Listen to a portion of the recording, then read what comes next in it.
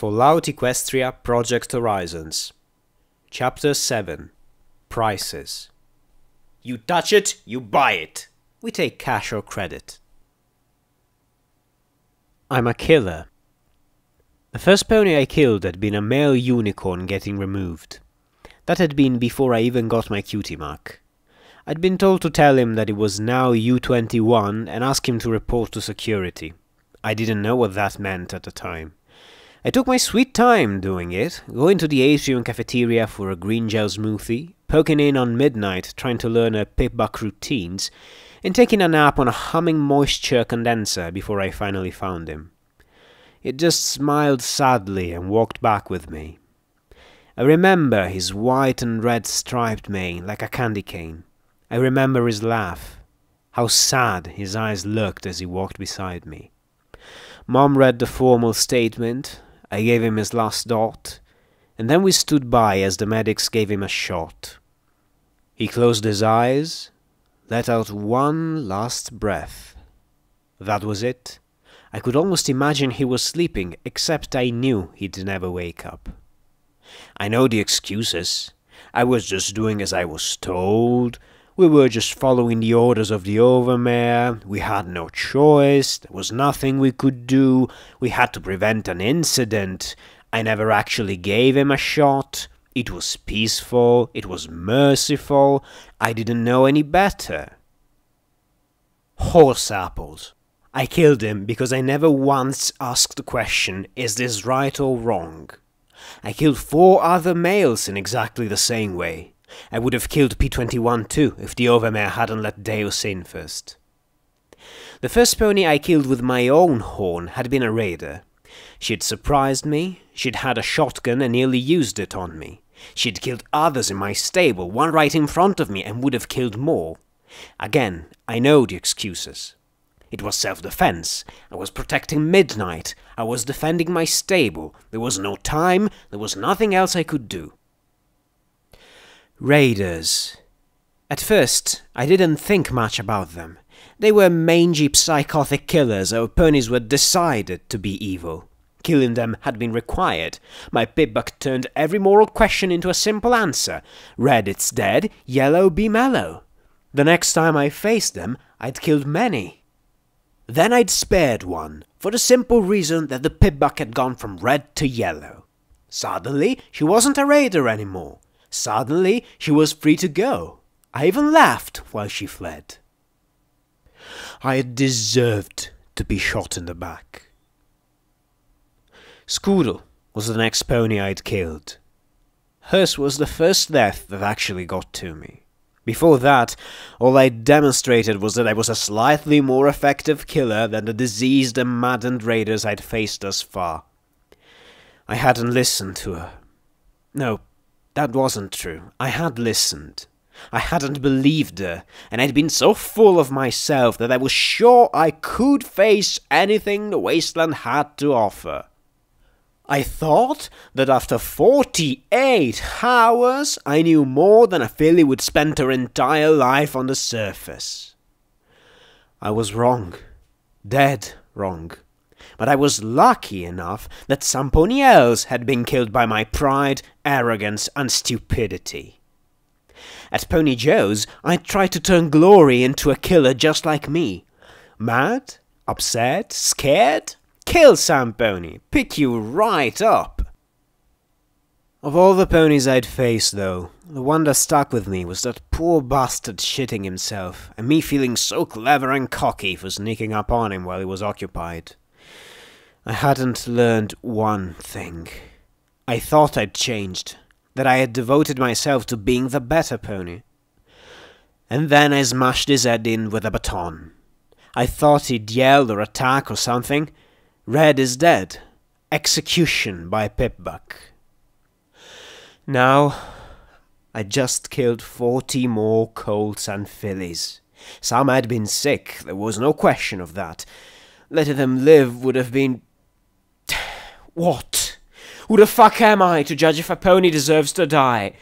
How did I know the Enclave couldn't have helped them, or the Collegiate, or some pony? Fluttershy said to do better. Better, for me, was increasing my body count. And a final twist? I ended up with my body completely healed. I felt great. "Hey, Blackjack, are you okay?" B21 asked as I tightened up the brace on his leg. He looked down at me with some concern as I buckled the straps. "No, I'm not okay. I'm a killer. I'm a cleaner, healthier raider with better aim."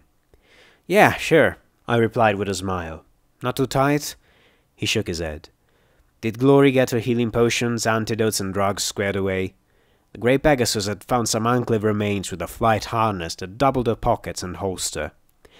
He nodded again as I straightened and walked to the exit into the stasis pod chamber.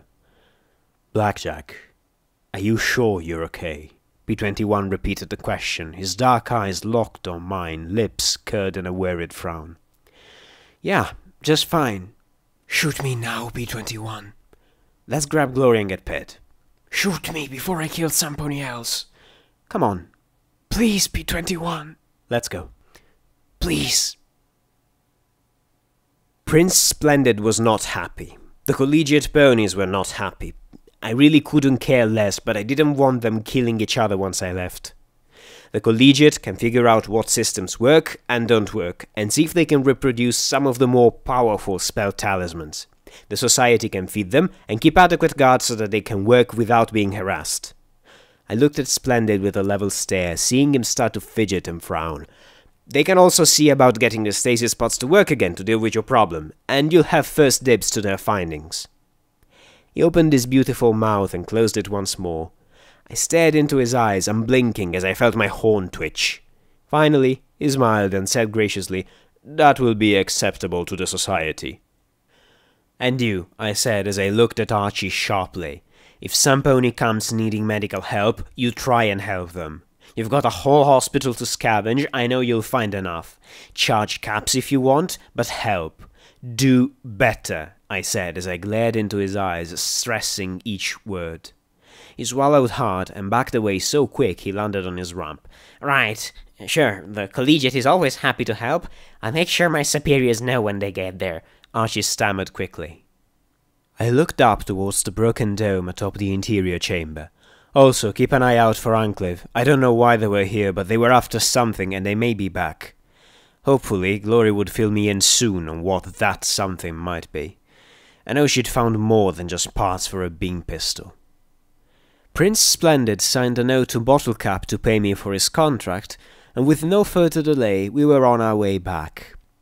I took point as usual, letting the pair trail behind me. Glory was showing off something she'd found. "It's called a battle saddle. Most of the security forces use them. They let us handle larger guns without occupying our mouths," Glory said as she fiddled with a strange harness she'd found.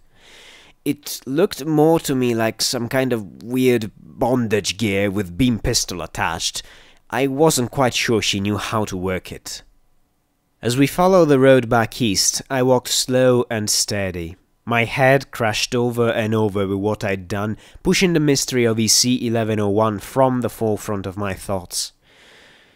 Maybe I should have turned the kids over to the collegiate. No. While they'd been fascinated by the notes I'd found, they'd been relieved that I'd disposed of the falls. Not their problem. The society? Same. Every pony was glad they didn't have to deal with 40 traumatized and dying Yang. "She's not okay," B21 muttered softly. My jaw set.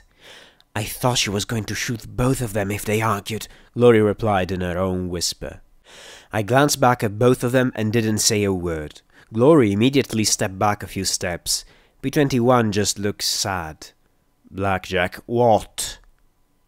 There was no good answer to my question. I was so angry I felt like a broken Spark-a-Cola bottle. "It wasn't your—" "Shut up!" I snapped, and I was glad to see him angry, because he was about to say it wasn't my fault. If it wasn't my fault, was it his for leaving the choice up to me? Glory's for not stopping me? The Enclave for reconnecting the mainframe to the maintenance robots? Red Art? Fluttershy? Should I just blame ponies who fucked up 2 centuries before I was even born? Celestia, Zebras, who was to blame? Who had to pay for what I had done? Some pony had to pay the price. Better me than P21. Maybe if he was smart, he'd ditch me before I got him killed. They'd be better off together without me. Perhaps in a few months they'd find me frothing mad, psychotic, and put me down. I was so preoccupied that I walked right into the ambush. It didn't help that I hadn't reactivated my EFS after the interference in the hospital. As I walked past an overturned sky trailer, there was a resounding bang and a familiar shove of the buckshot against my barding from behind. Tally up a new bruise, but nothing penetrated. I locked up at the two ponies in the trailer, shotgun reloading as another gripping a pool cue jumped out at me. Two more stepped out of another overturned carriage. Out came the automatic pistol and SATs popped up. 4 shots to shotgun's head. Execute. Then I noticed that instead of turning his head into meaty goo, the 2 shots that hit just sparkled off his hide. Shit, I'd forgotten I'd loaded the clips with shock rounds. Great against robots, but lousy against everything else. Pool cues swung with all the strength she had, but I raised my pip-buck and let the wooden shaft shatter on its casing. My horn glowed as I plucked a foot-long shard with my magic, seized her shoulders with my hooves, and drove every inch into her eye socket. 1. Glory flew above, her aim wild as she tried to get her battle saddle to work. B-21 had his binoculars out. "Blackjack, 5th one on the hill, sniper!" I wasted no time. When shotgun reloaded, I heaved the female's body into his line of fire and felt only a sting of a pellet or 2. Then, I was in the trailer with him. I had no wish to use a whole clip of ammo, so out came the baton. He backed away, but there was nowhere to go. His hiding spot was also a dead end. He tried to say something, but simply gagged as I shoved him hard against the wall and magically swung the baton till his head went from convex to concave. 2. One look at the shotgun and I tossed it aside. A single shot between reloads? My baton was better. I did levitate a clip of lead rounds for the automatic pistol out of my pocket and swapped ammunition before running back at the second pair Glory was keeping occupied. Her aim was horrible, but the beam pistols she'd hooked to the battle saddle were quite effective at keeping the pair moving as she circled overhead. One with an automatic pistol didn't even see me coming. Automatic turned his head just in time to see me take a stance, pistol raised, and aim 5 shots into his noggin. There was little left. 3. The 4th one, with a baseball bat, tossed his weapon at me. At first it seemed nonsense, till I saw him duck his head for a grenade hooked to his vest. His mouth closed around it just as my magic flicked the tab right off the end. His head lifted, tongue working to remove the pin that was already gone. I just stared into his eyes as his gaze widened in horror. Then his head exploded. 4. The rifle round struck me in the neck at the line of my security barding. Sniper was already running for his life now, though. My pip-buck showed a red bar. Red is dead. Without listening to the shouts behind me, I tore up the hillside after him. A large concrete tower stood at the apex, with dishes pointed every direction. He could run, but not hide. I wove up through a gap in the dead trees, putting my gun away so I could telekinetically push dead bushes and branches out of my way. I saw him, and he saw me coming after him. So did his friends. I staggered into the camp at the base of the tower with 4 more red bars and a number of yellow. "Granite, you dumb fucker! It's security!" A unicorn screamed as she levitated an SMG at me. I'd seen a brief demonstration at Megamart. No time to use my gun against that rate of fire. Instead, I snapped out the baton again with a very specific target. Her horn. The swing fell just as she started to fire. With a purple sparkle and a spray of blood, the lavender spire shattered and the SMG fell uselessly into the dirt. Sniper tried to put another round in my back, but I ducked for the swing and his shot went wide. The others drew a knife, baseball bat, and tire iron. I levitated up her dropped SMG. I braced my magic and legs as I stood over the squirming, dehorned unicorn and unloaded a spray of lead that started with the sniper and then washed over the other 3. 5, 6. 3 seconds later, the clip was empty. 35 bullets in 3 seconds? I gaped at the weapon. The only way I could waste ammo faster would be to just dump it down the barrel of a shotgun and pull the trigger. 2 ponies were still squirming. My automatic stopped that. 7, 8. What the fuck am I doing? What the fuck am I doing? The automatic started to shake in my telekinetic grip and I dropped it into the dirt. They had been done. Why did I just kill them? Just killed. 8. 8. 8. Thank you, Samponi whispered from nearby. That was when I noticed that these raiders hadn't been alone. There were at least a dozen ponies chained together in a row by collars. They were filthy, many bloody. The dehorned unicorn lay curled up, hooves pressed to the sheared-off stump of her horn as she shook. I'd once heard getting your horn smashed was like having all 4 legs cut off. It would take some serious magic for that injury to heal. What the fuck is going on here? I'd seen plenty of raiders. These weren't raiders, not unless they were going for a full-on 12-course banquet. P21 and Glory ran up from the road. They're slavers, the lead pony in the chain said as he stared hard at the unicorn. Slavers? I asked, frowning in confusion. The lead pony looked a little concerned that I didn't recognize the term. I thought they were raiders. Not much difference, except in levels of crazy, he muttered. Not every wastelander is a psychopathic cannibal, he said as he looked at my stable barding. Slavers round up ponies and sell us to places like Paradise, Appaloosa, or Philadelphia. The grey pony glared at the squirming unicorn. I knew that glare. They work a pony to death, and it doesn't take long. 9, my head started to count. Blackjack, P21 said in worry as I lifted the SMG, ejected the clip, and loaded it with explosive rounds. Glory landed next to me. Blackjack, stop, please! Red rage boiled in my vision and I ignored them as I pressed it against the unicorn's head. 9. What the fuck is wrong with you people? Aren't fucking raiders enough? Why the fuck are you doing this shit? Why? I screamed in her face, pressing the short barrel against her clenched eye. Am I going to have to kill every single fucked up pony in the goddess's damned wasteland just to end this shit? Am I? I roared as I stared into her terrified eye. I just gotta survive, she whimpered as tears ran down her cheeks. I have a kid. If I pulled the trigger, it wouldn't stop. 9. Not ever. Make it 9. But here was a pony willing to sell ponies for caps. I could almost forgive raiders now. They were at least crazy. She had chosen to perpetrate this nightmare. Her life was forfeit. I just had to end her. End everything. Make it 9. Be strong. Be kind.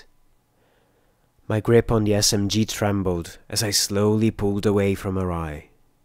Well, how's that working for you? I snapped. 8 was enough. 1 was enough. Fuck, I was crying now too. I tossed the SMG aside, grabbed her head between my hooves, and clenched it as I stared into her eyes. Get the fuck out of here. Find another line of work. Tell every slaver you know to find another line of work. I see you doing this shit again and I will turn you into paint. Do you understand me? I shouted into her face. Yes, she whimpered. Do you fucking understand me? I roared. Yes, she screamed. I shoved her away from me. She took one last look and ran as fast as her hoofs would carry her. I saw 14 pairs of eyes all staring at me. Some looked just as scared of me as the unicorn had. Others appeared angry I hadn't ventilated her. Fuck them if 8 wasn't enough. My death count was 1 less than it could have been. I looked to P21, saying in a shaky voice, Unlock them, please. I walked away from the slaver camp. I found the rock, pressed my face to it, wrapping my forehoofs around it, and I wept, choked, and sobbed. Then I felt a hoof stroking along my mane. I picked up at Morning Glory as she gave me a soft smile. You did the right thing, she said gently. I lifted my head. I wouldn't know the right thing from a hole in the head, I said as I curled up on the rock. I wanted to put every round into her, reload, and do it again. Blackjack, Glory said quietly. I wanted to kill her too. Slowly, I raised my head to stare at the delicate, compact Pegasus as she closed her eyes. At first it was because I thought she was a raider, but when I saw they were slavers, I wanted them dead. How dare they buy and sell ponies for bottle caps? She sighed softly as she looked away in the direction the maimed slaver had taken. I couldn't have. I don't think I could ever kill a pony that wasn't trying to kill me first, but I wanted to. But you said I should have let her go. Now I was just confused. Yes, she replied as she looked back at me. What she did was wrong. Killing her won't undo it. But she is still alive and she'll have to make a choice. Maybe she'll choose to stop. Maybe she'll convince others to stop. Maybe she won't. No matter what, we're not going to make the wasteland any better by killing every pony, even if we really think they deserve it. I'm no different from her, I muttered softly, voicing the poisonous words. How can you say that? Because it's true. I'll kill any pony if my eyes forward sparkle says to. Red it's dead, yellow be mellow. Right? I felt disgusted at my supposed wit. Was she red or yellow? Glory asked as she lay down and crossed her forelimbs. Huh? She nodded in the direction the slaver had fled. Was she red or yellow when you spared her? I frowned. I don't remember. I don't think I checked. So you chose to spare her, not your pibbuck, Glory said with a little cock of her head that made me smile. You're a killer, Blackjack, but you're not a raider. You can choose. You care enough to choose. Right, I muttered, and I gave her a smile. Clearly, it was what she wanted. Well, we should probably head back then. She rose to her hooves and flew up and over the trees back towards the camp. I hesitated. She was right. I could choose. I chose to kill 40 colts and fillies. No pep talk or show of mercy would change that. There was a price to be paid for being a killer. I was going to pay for it. It took about an hour to get the captive slaves freed and distribute the slavers' weapons.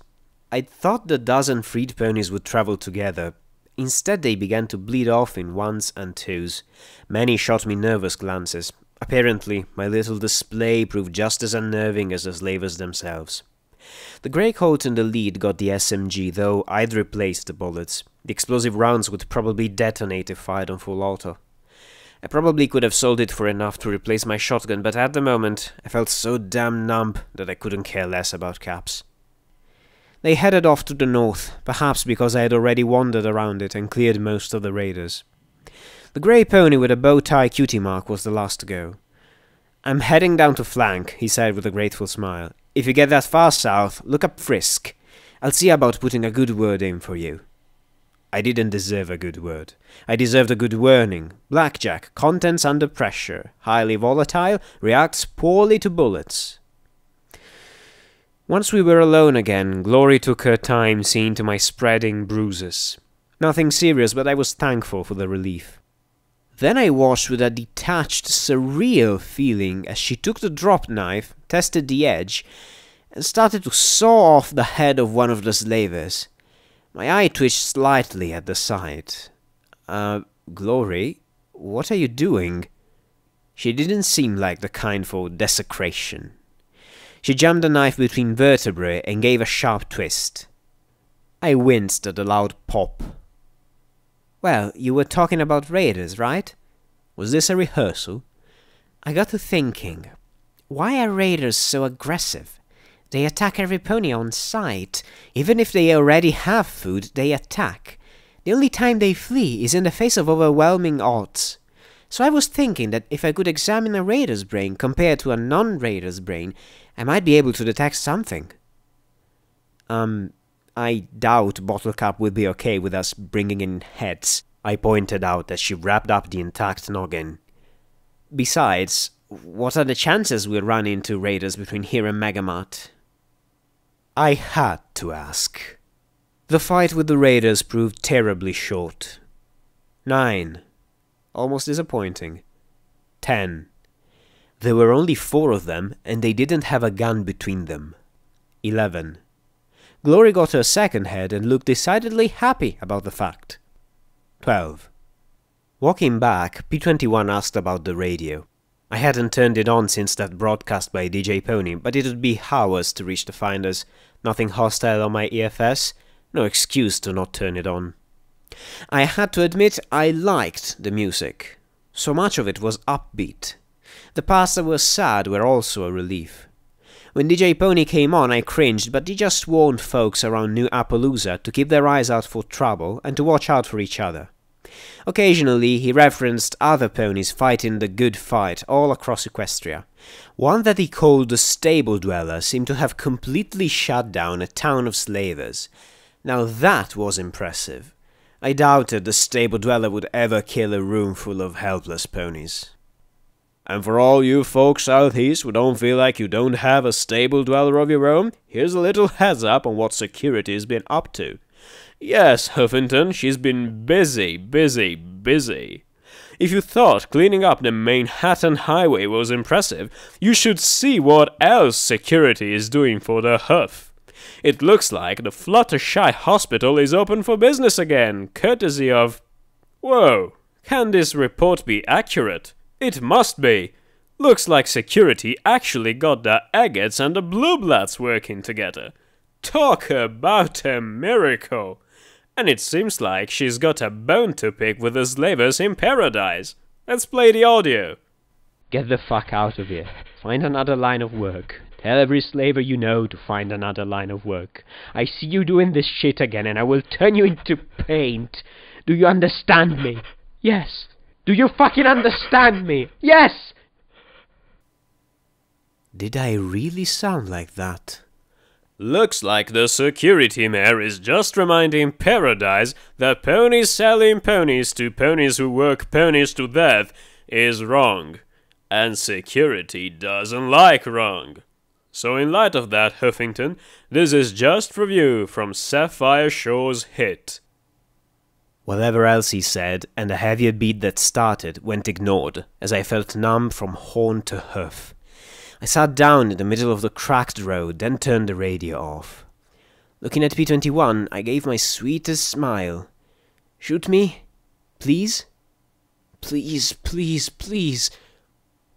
Like it or not, you have to admit DJ Pony is helping you.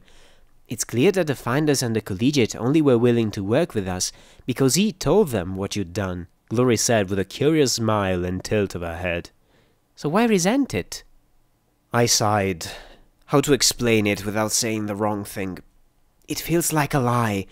Like he's playing up all the best parts and overlooking what really happens. Sure, I got the Society ponies to work with the Agates, but what about all the other stuff that happened? Would DJ Pony give me such high praise if he'd known what I did back in the hospital? Even playing that recording, like I'm going to take out every slaver I come across. Are you saying that if you did come across a band of slavers and your pibbuck labeled them yellow, you'd let them pass? P21 asked skeptically. No, of course not, but... And how did DJ Pony put it? Ponies selling ponies to ponies that work ponies to death needs to be stopped? Damn it. They were both smiling. I felt my heart start to pound. Yeah, but... Then what's the big deal? Let him call you a hero? P21 said with a sure little smile. And just be a hero. I'm not a fucking hero! I yelled at him, so angry I was glad that I wasn't holding a gun. 13. Oh wait, I was. I kill ponies that try and kill me, or try and kill ponies who don't deserve it. I didn't kill those slavers because they were evil and wrong. I shot them because they shot first, and my pibbuck was red. 13. If I hadn't chased after that sniper, I wouldn't have had a clue there were slaves up there at all, I said, watching their smiles vanish, seeing the gun tremble in my magical grip.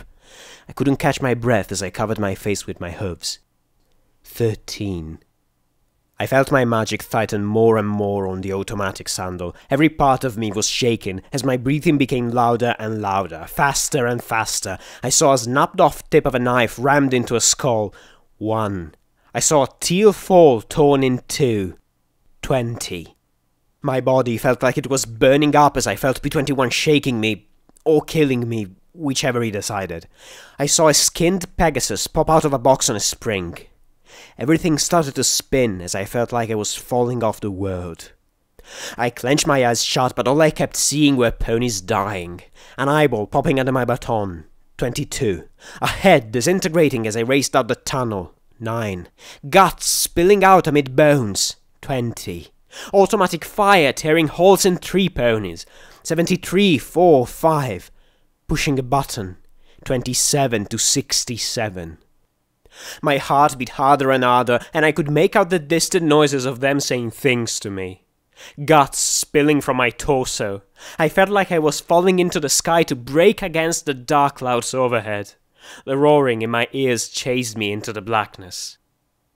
What was the price for killing so many? I awoke to the steady tap of water falling into a coffee tin near my head. My head pounded as I opened my eyes. I wasn't exactly sure where I was, only that I was alone. For once, I didn't feel like crying. It felt as though something inside me had snapped. Maybe I'd finally gone off the deep end and killed both my friends. Wouldn't that be something? Water dripped through a hole in the roof into the tin, and I could dimly hear the sound of rain. The room was small but neatly organized. A desk in one corner with terminal, a safe, a shelf held numerous books, a refrigerator in the second corner, wastebasket. Then the cot I occupied in the third corner. I saw a toilet and sink through one open door. A faded plastic banner hung near the ceiling reading, "Megamart, always lowest prices, always highest quality." Lowest prices. There were other things too, little hints of a word before this one. The Megabat Employee of the Year had been somebody named Boxcars. There was a little award for record profits selling canned and preserved foods and ammunition. A strange photograph of 2 groups of soldiers in the parking lot, one in green combat armor and the other zebras with red stripes. A curly-maned mare with purple glasses bumped hooves with a red zebra filly. The caption read, "Macintosh Marauders invade Megamart with the red stripes. Great deals ensue." I was back with the finders, which meant that my friends were probably alive. I felt a little relieved at that thought. I should have felt more relieved. Slowly, I rocked back and forth before tipping over onto my hooves. I could only assume that this was Bottlecap's office, though why I was here, I didn't have a clue. My stomach felt like a pit, but there were some biological urges that needed addressing. Once I'd flushed, a drink of rainwater from the tin helped alleviate some of the pounding in my skull. "Welcome back," Bottlecap said softly from behind her desk as she casually turned the pages of a book, making me jump. My magic immediately grabbed for weapons that weren't there. It took me a moment to finally sit back on my haunches and blink at her as she scanned the hoof along the page. "You are a very quiet pony," I muttered, feeling embarrassed by my alarm. "Not really. You have very noisy bowels." "Leave the fan on and close the door," she said as she continued to read. I reddened, but did as she asked, feeling apprehensive. I expected a question or comment, but Bottlecap didn't say a word as she just read. Then she said softly, "Your friends handle the transactions while you've been indisposed. They took your barding to be repaired. I recommend some additional protection. 425 caps for the glands, 2,500 from the society account, 2,200 from the Orion Brotherhood. You're halfway to your goal, minus the cost of resupply." News that we'd amassed a small fortune in caps didn't do much for me. Did they tell you what happened?" I asked as I sat back down on the cot in that vertical fashion that drew a curious look from Bottlecap. "Should they have? You were unconscious when the 3 of you got here. I felt you'd recover better with some privacy." She looked up from her ledger and gave a little smile and shrug. "I'm usually too busy to sleep, so it was no trouble." I rubbed my face. "I fell apart out there," I admitted. "I must have gone a little crazy." "Perhaps, but I doubt it. I suspect it was simply the result of you throwing yourself at a bit too much wasteland. I take it that, DJ Pony's accounts aside, your experience has been somewhat terrible?" I cringed in anticipation of the H word, but it never came. Instead, Bottle-Cap looked back down at the book. I never understood his habit of casting ponies in the role of hero or villain. It seems a bit immature. So you don't think I'm a hero? Hero. She said the word almost with disdain. The wasteland is no place for heroes. It chews heroes up and swallows them. They burn out, burn up, or change for the worse. The price of being a hero is just too high in the wasteland, Bottle-Cap said as she sat, looking at me with a warm smile. I think you are an individual and judge you accordingly, instead of holding you to some romantic ideal of how I think you should act. I gave the yellow mare a grateful smile in return. Well, thanks for loaning me your bed. I'm better now. I should probably check in on P21 and Glory and look for more work. Yup, all better now. Whatever had happened on the road was done with and I didn't have to worry about it. Nope, not at all. Guts spreading over cracked asphalt. Not at all. It's 3 in the morning, Bottle-Cap said simply. Your friends, and most of the Megamoth, are asleep. Oh, I didn't mean to keep you awake, I said as I looked over the ledger, but it made little sense to me. What are you working on? Finding a way to keep the Megamoth in business, she replied as she looked at the numbers. The same thing I do every day. Your work on the Manhattan Highway gave us some wiggle room, but we're bleeding trade month after month. Really? I'm sorry you're losing money. I knew less about businesses than I did terminals and medicine. My condolences seem to amuse her. Money comes and goes. What we're losing is trade, she said as she closed her ledger. There's 3 trade hubs for the finders and we're all in competition with each other. Competition? If you're finders, shouldn't you work together? Bottle-Cap sighed and walked to the fridge, taking out 2 Sparkle Colas. She bit the caps off and spat them into a desk drawer. I levitated one over and enjoyed chilled, carroty goodness. It's more complicated than that. You see, my father is the owner of the finders. He has 3 daughters, one of which is me. Each of my sisters controls the other 2 hubs. Unfortunately, my sisters and I have differing economic philosophies, she said with a scowl and a regretful sigh. When father dies, one of us will assume control. I'm sure you can see the dilemma. I'm afraid I still don't get it, I replied. Sorry, I wish I was smarter about this whole marketing stuff. One good thing about talking with Bottle-Cap, it occupied all of my brain power. I barely thought about pushing a button. Barely. I swallowed as I felt my hooves shake on the bottle. What, you don't get along with your sisters or something?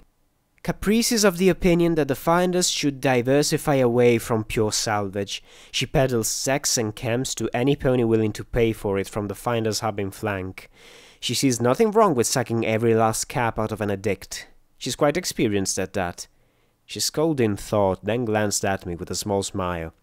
As you can guess, she thinks I'm simply a prude. I don't understand. Isn't getting caps the point of business? What would be the point of having a pile of caps? To swim in? Bottle-Cap said with a smile as she dug out one of the caps and held it up. This is just a stamped piece of metal. What matters is trade. Taking goods for caps, selling goods and getting caps. The amount of caps doesn't matter compared to the trade.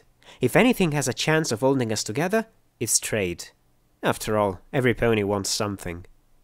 I laughed softly, hoping I wasn't being too rude. Sorry, but you sound so serious about it. How do merchants save Equestria? Is that so shocking? Trade requires rules, understanding, and agreements. It demands a certain level of respect and acknowledgement for others. I suppose I could have pushed my profit margins a little more aggressively, but that would strain trade even more. This way, I help contribute to the peace and order of the wasteland, Bottle-Cap said as she finished her Sparkle Cola. I know it might seem silly, but it's a big wasteland, and I'm absolutely lousy with a gun. I remembered how often I thought I was useless, because all I could do is shoot things. Trust me, being good with a gun isn't much better. I disagree. Bottle-Cap cocked her head with a pleasant smile. You do things, Blackjack. By your hoof and your will, ponies live and die. That's a power that... Her eyes looked at me solemnly and sadly. I see. My heart had redoubled its pounding. I struggled for breath.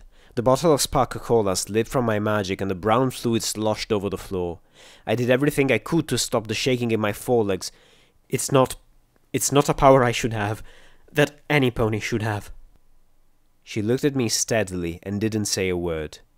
She waited for my heart rate to slow, for the vertigo to pass. Then she spoke in a softly respectful tone. "But it is a power you do have, Blackjack, and it's a power that many ponies are willing to use, eager to use." "I use my power to kill children," I said as I clenched my eyes shut. I could still hear the singing. Why had we sung as they died? 40. I couldn't help myself. I poured out every terrible event that occurred, finishing with what happened with the raiders. Buttercup closed her eyes, seeming to ruminate on everything that I told her. Then she said quietly, "There was no right choice, Blackjack, but I would have done the same thing." Slowly I opened my eyes to look at her solemn features. "The collegiate are fine ponies, but they don't care for fixing ponies broken centuries ago. They're more interested in discovering lost spells and technology. Those folds would have remained as you left them for centuries. They wouldn't have pulled the plug, they simply would have closed the door. As for the enclave helping, why would they? They weren't Pegasus' faults." "Maybe. The blood is on my hooves, though. I'll have to pay for it someday," I muttered. I levitated the bottle up, drank what remained inside, and then carefully levitated the fluid off the floor.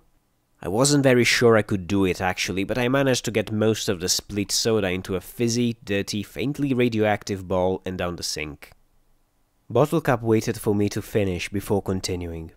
"Yes, you will. You're paying for it right now." I looked at her in shock. I'd expected... What had I expected? "And you'll keep paying until you don't care anymore. You'll pay for that blood even if you do nothing but sit back in a glorified store." "You?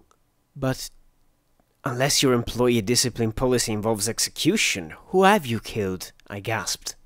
"Bottlecap, a killer?" I wasn't seeing it. "You've seen the bounties posted. I'm not naive enough to believe they're all guilty and deserving of death, but I connect bounty hunters to bounties. I sell the ammunition and weapons to kill them. In my own way, I've facilitated the death of thousands of ponies.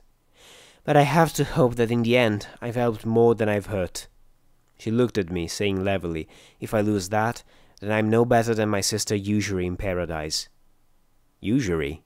I straightened as I remembered the freed ponies mentioning Paradise. I may not be a smart pony, but I made the connection. "Your sister runs the slave market. The Finders are involved in the slave trade." "We are now," Bottlecap said as she closed her eyes with a reserved frown. "Usually believed it was a mistake to ignore the slave market. That ponies are every bit as much a commodity as salvage or sex." She sighed softly. "Like I said, Megabat is losing trade. More and more ponies go to Paradise and flank instead of here to exchange goods. And when father dies, I'll either be selling drugs and flesh or ponies." She smiled grimly. "Though, more likely, I'll simply quit and set up shop in Temponi or Friendship City. Some things I'm not willing to buy or sell." Somehow, I figured she wasn't talking about salvage anymore. I looked at Bottlecap for the longest time, feeling odd emotions churning inside me. Respect. No, admiration. Here was a pony that had lived in the wasteland her entire life and refused to sell out her integrity. Even when it hurt her business, she insisted on doing the right thing. I didn't really think it was possible for businesses to care more about their effects than wealth. I suddenly had a feeling about how I could pay off some of my debt. "So, how do I hurt her trade?" I asked quietly. "Are you able to?" Bottlecap stood and walked to me with a probing expression. "Because if you want to do something in a wasteland, some pony is going to get hurt. Maybe you, maybe your friends. Maybe some pony who deserves to hurt, maybe some pony who doesn't. Can you handle it?" Then I realized what she was asking me. Could I hurt? Could I kill? Could I handle paying the price for being a killer, or would I keep breaking over and over again till there was nothing left? "I don't know," I replied. "I thought I was. Now I don't know what to think." "Guess we'll find out," Bottlecap said softly. "You already stuck a blow against her, thanks to DJ Pony. I'll never know how he got that recording, but I'm sure every slaving band is wondering just how much of a threat you really are. The more you disrupt supply, the better, but eventually you'll have to tackle the demand. Some, like Red Eye in Philadelphia, probably wouldn't stop unless he died.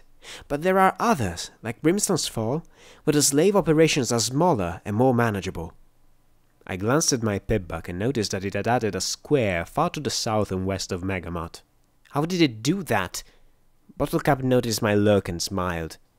I can't, of course, offer you a contract for this. If my sisters thought I was deliberately undermining them, it will be all-out war within the Finders. I looked back at her. Do better. Could I? I had to. Otherwise I'd been nothing more than a killer. Know of any contract work in the area? I offered a tense smile. After all, trouble seems to find me easily enough. When it does, who can say what will happen?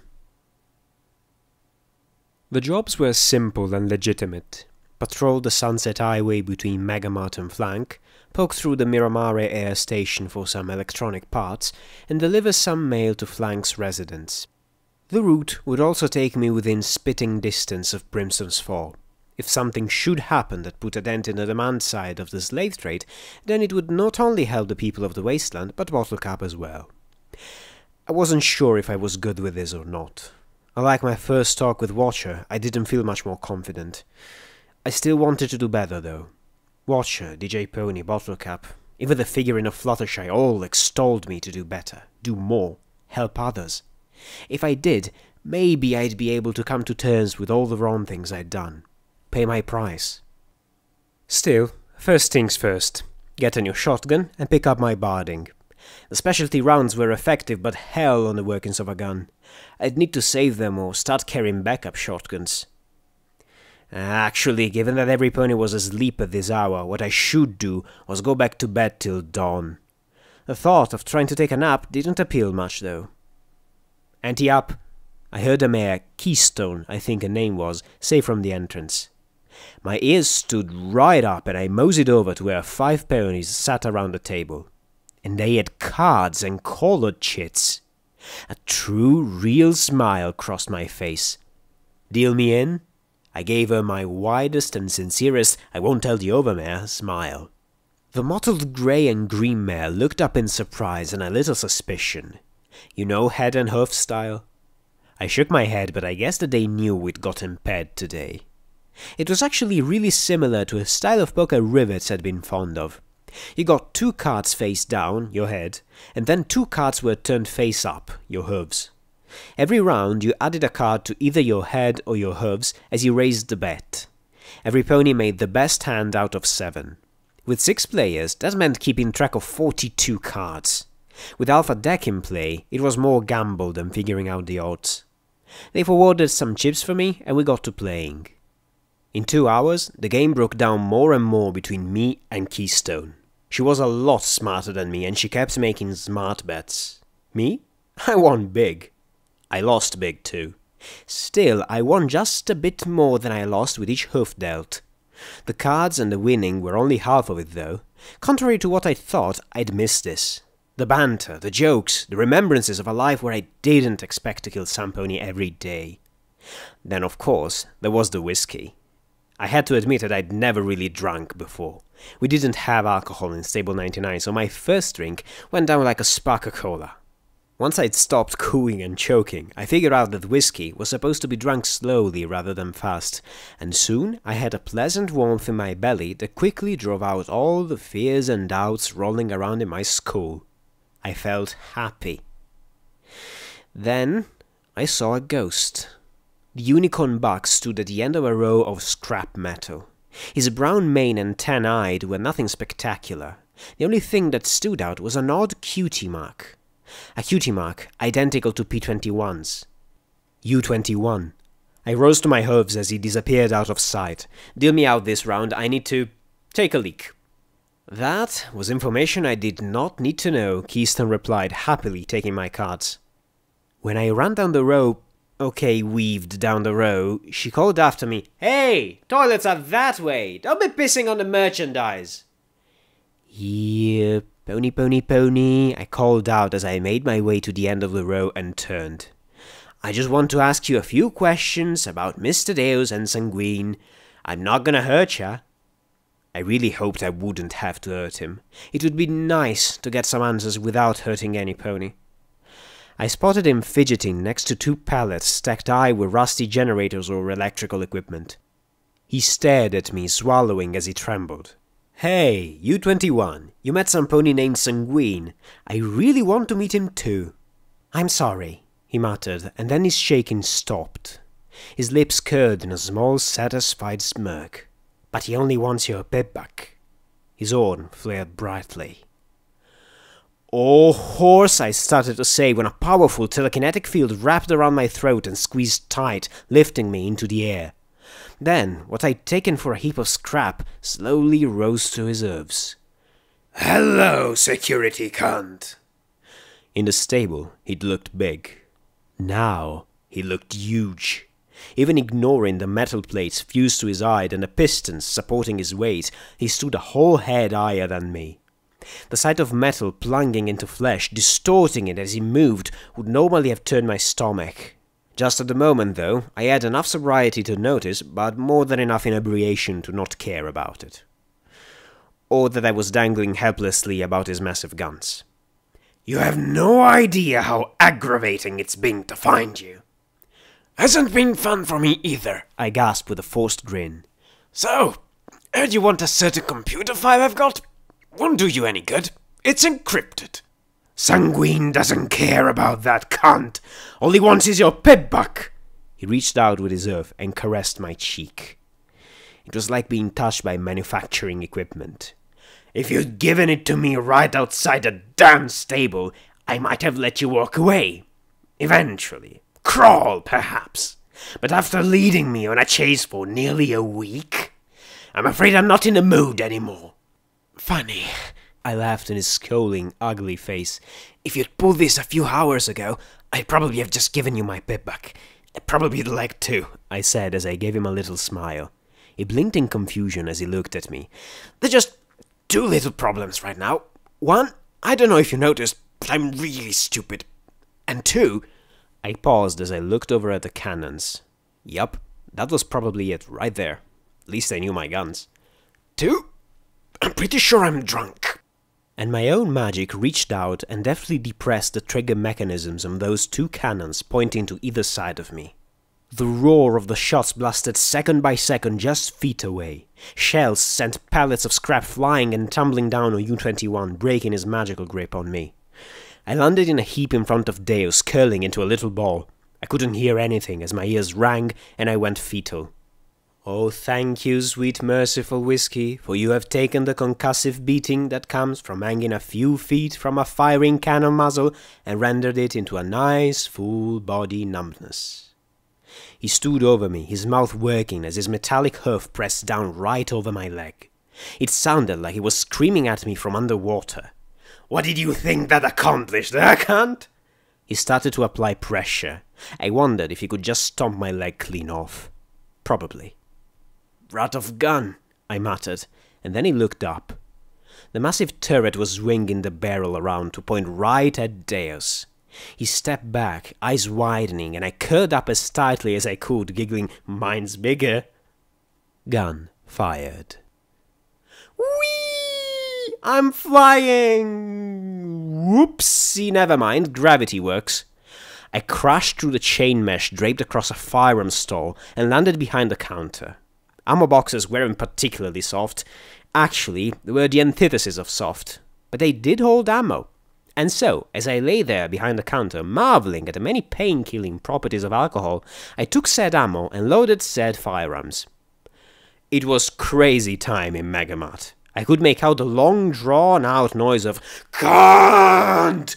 being shouted by Deus. Keystone and the other ponies were scrambling. Gun was tracking Deus but not firing. And me, I was staggering out from behind the counter with my new shotgun, rifle. It was all kinda blurry at the moment. Oh well, I could tell the business end from the trigger, and that was all I needed. "Hey Deus, you still want my pibbuck? You can have it when you pry it off my cold, dead..." Oh, vomiting. Not nearly what I'd been going for. Oh, look, there was Deus, -1 gun. It looked like he'd missed getting shot by gun, but his gear hadn't. That made him keel over with each step as he fought to keep his balance. I blew him a kiss. He blew one back. Wait, no, that was a show. It was only luck and him being so off balance that kept me from turning into a Blackjack collared stain. Another low, deep crump from overhead, and the shell buried itself in the concrete, throwing rocky debris everywhere. I guess gun shells didn't go boom like Deus's. Made sense, being inside and all. Off balance and heavy as he was, Deus was still a quick pony. "Hey Deus, I got a gun too!" I shouted, or I think I shouted.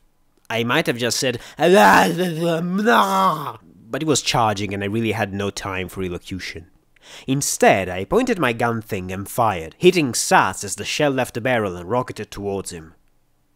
Wait, Sats then fire. Sats then fire. Cancelling Sats, I watched as the shell hit Deus right in the chest. Darn, I'd wanted to aim for his head. Then Deus exploded.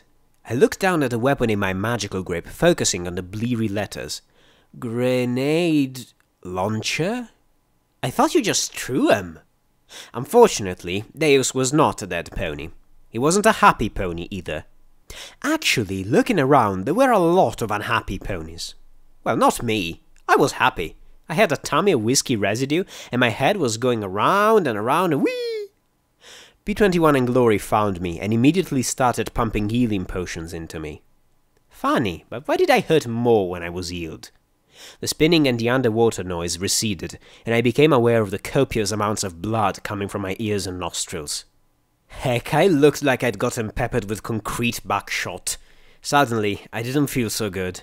In fact, I was rapidly going from good to "oh fuck." Why couldn't I stop shaking? They helped sit me up as Bottlecup, flanked by Keystone and the rest of her security team, kept weapons trained. "This is done, Deus. I'll send the bill to Big Daddy. You two can settle it between you." "This isn't done yet." He pointed the hoof right at me. "Hand her over, Bottlecap. I'll pay 50,000 for her right now." "You don't have that kind of money," Bottlecup said, but I could hear her doubt. "Besides, even if you did, some things aren't for sale." "Bullshit, Bottlecap. This is a store. Everything's for sale," he said with a wide grin. Bottlecup looked at him with complete disdain. "You've got me confused with my sisters. You don't have a clue what it is you're trying to purchase from me. Now get out, Deus, or I'll sell what's left of you to the ghouls." He glanced up and around, then scowled. "Fine, but I got one last piece of business here." He pointed his hoof at me and yelled, "Bounty on security! 50,000 caps! You want to collect? Bring me her head and her pibbuck intact to the arena. If she's alive, 100,000 bottle caps. Usually will back me up on payment. After all, she's the sister who doesn't give a fuck," he added, sneering down at Bottlecap. He grinned at me one final time, and then the cybernetic pony walked for the exit. U-21 limped after him, smirking at me with malicious glee. Suddenly, more ponies were glancing at me and muttering to each other. "Come on, Blackjack, let's get you to Bonesaw," P21 said as he shoved up underneath me. "Ugh, good goodness, we just fixed you up, Blackjack. It's like there's some universal rule that you've got to get hurt all the time." "Just the price I got to pay," I muttered softly as they helped me away.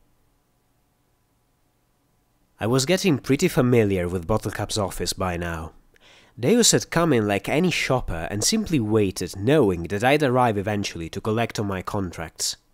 Now that there was a price on my head, Keystone and Bottlecap had thought it best I recover out of sight before I started a riot. Without putting up a single piece of paper, Deus had created the largest bounty in Huffington history. And that was me dead. Me alive was twice as much. "Most ponies are lucky to see 1,000 caps in their life," Keystone said with a scowl as she brought me my barding. "We've got to get you out of here or they'll tear the whole place apart looking for you." My whole body throbbed, most particularly my head. I thought that Bonesaw took care of patching me up, but the throbbing in my head made me wonder if I had a skull fracture he missed. Even with everything he'd done, I still felt like I'd been shoved in a dryer set to spin. I regarded Megamut's security chief with a curious half-smile. "Not looking to collect yourself?" Keystone didn't smile back. The mottled grey and green mare gave us naught. "I'm not an ungrateful shit. You helped us and helped others. I get my paycheck the honest way now," she said as she tossed the barding down on a cot beside me. "Courtesy of your poker winnings." I levitated it and then frowned. Why was it heavier? What happened to it? I felt stiff plates sewn underneath the Kevlar weave.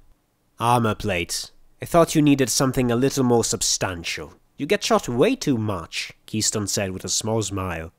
I also included something special. Hurry up and kill Deus so we can have another game. Any clue where I can find him? And head in the opposite direction? He's a Reaper. If he's not killing Sampony, he's probably at the arena. I looked at my pibbuck. Yup. Huffington Sports Arena was now on the map. If I wasn't wrapped head to hoof in healing bandages, I'd be screaming about how. He's one of Big Daddy's 4 horses of the apocalypse. And yeah, they really do call themselves that. P21 and Glory had spent a sizable amount of our caps on a new drum-fed shotgun. I'd take better care of this one. There was also a backup automatic pistol and a brand spanking new baton. Thanks, it's not even my birthday. I looked over at Bottle Cap. So I'm guessing those jobs are going to be on hold for a while? The Lemon Mare smiled. Why? Your bounty doesn't disqualify you from getting paid for other jobs. Every trade-up is supposed to be neutral ground, and you can send Glory or P21 in to collect payments. Just be careful. That is a lot of money for a bounty, and I know many ponies won't care if you're security or not. Not to be a wet blanket, but how are we supposed to get out of here without said hordes of Aberys descending on us the second we set off the door? P21 asked in perfect deadpan wet blanket fashion. Bottlecup just smiled, and my mane proceeded to itch. Footnote: Level up.